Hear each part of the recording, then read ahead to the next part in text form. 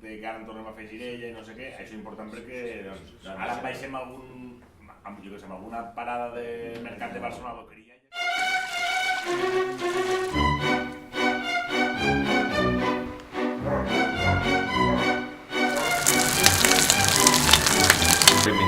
No has menjat mai? Hòstia, però és bon així, eh?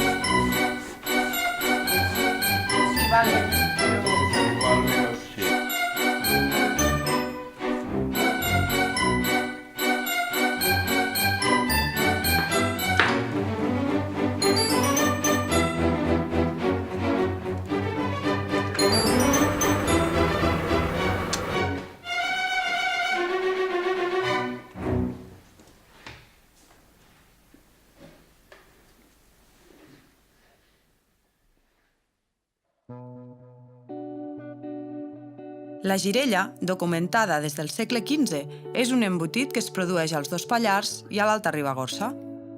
És segurament l'embotit més singular del nostre territori, ja que és una elaboració característica i pròpia que destaca per la seva antiguitat.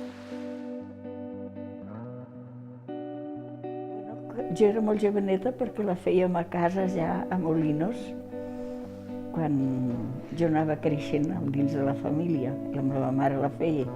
I després, quan vaig venir cap aquí, doncs la mare d'aquí, mama Dolores, era molt bona cuinera, molt bona administradora i també la vam fer.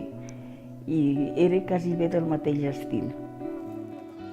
La girella, en origen, va ser un embotit d'aprofitament, ja que s'elaborava i s'elabora avui encara amb la carn de corder que no es consumia de forma habitual i els menuts, als que afegim cansalada de porc, arròs, ou, all i julivert i sal i pebre. Tots aquests ingredients es piquen, es pasten i s'emboteixen, tradicionalment dins de l'estómac de l'animal per després ser bullits durant llargues hores. El resultat és un embotit semblant a un bull de consistència forta i gust distintiu, que no us deixarà indiferents. Actualment es pot comprar girella a força botigues de la comarca. Cada elaborador té la seva pròpia recepta i manera de fer. Es consumeix habitualment tallada a rodanxes grosses, marcada al foc i servida per acompanyar trinxats de verdura o una llesca de pa amb tomata. També se'n fan guisats, com la girella amb salsa groga o el cap i pota de corder amb girella. Avui en dia pot formar part d'elaboracions actuals i modernes també, com per exemple pizzas de girella o com a farcit per a uns raviolis. Als productors del Pallars els agrada de totes les maneres. A la brasa o a la planxa? És com més m'agrada, eh? Rebossada... La rebossada és molt típica de la Ribagorça. Xupa molt oli. Us recomanem tastar les diferents girelles a les carnisseries i restaurants del Pallars.